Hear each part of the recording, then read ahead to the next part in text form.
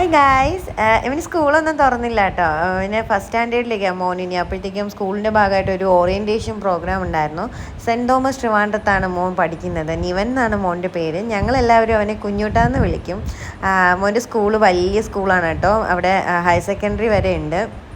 അതുപോലെ തന്നെ വലിയ ഗാർഡനും സൈഡ് ഒക്കെ കുറേ ഓഡിറ്റോറിയംസും ഒരുപാട് സ്പേസ് ഉള്ളൊരു സ്കൂളാണ്.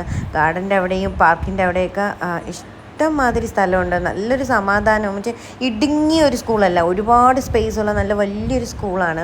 എൻ്റെ ഒറ്റ നിർബന്ധത്തിനാണ് സെൻറ് തോമസ് എന്നെ സെലക്ട് ചെയ്തത്. എൻ്റെ ആഗ്രഹമായിരുന്നു മോനെ സെൻറ് തോമസിൽ പഠിപ്പിക്കണമെന്ന്. അതെന്തായാലും ദേവി സാധിച്ചു തന്നു. അതുമാത്രമല്ല ICSEയും CBSEയും സ്റ്റേറ്റും 3 സിലബസും അവിടെ ഉണ്ട്.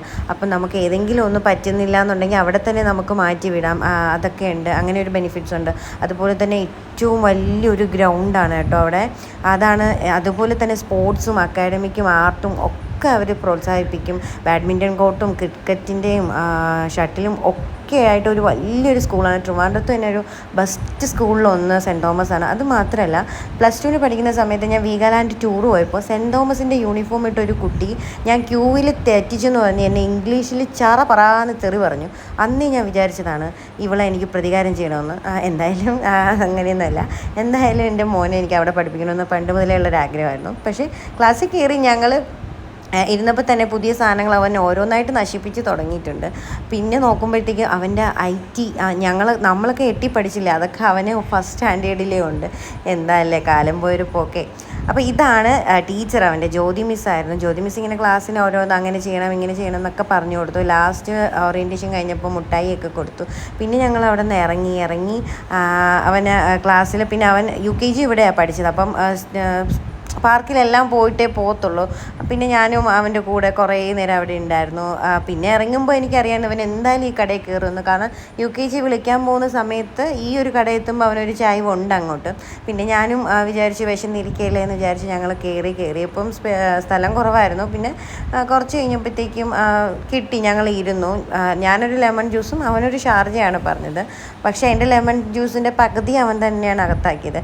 പിന്നെ ഷാർജ വന്നപ്പോഴത്തേക്കും പിന്നെ ഞാനും ഒരെണ്ണം പറഞ്ഞു. കാരണം ഒരുപാട് നേരം വെയിറ്റ് ചെയ്യേണ്ടി വരും. അവൻ എന്തായാലും അത് കുടിച്ച് തീരണമല്ലോ. അപ്പം പുറകെ ഇരുന്ന കുട്ടി അവൻ്റെ സാധനം എത്തിയോ എന്നും പറഞ്ഞ് എത്തി നോക്കുവാണ്. കാരണം കമ്പനി വേണമല്ലോ.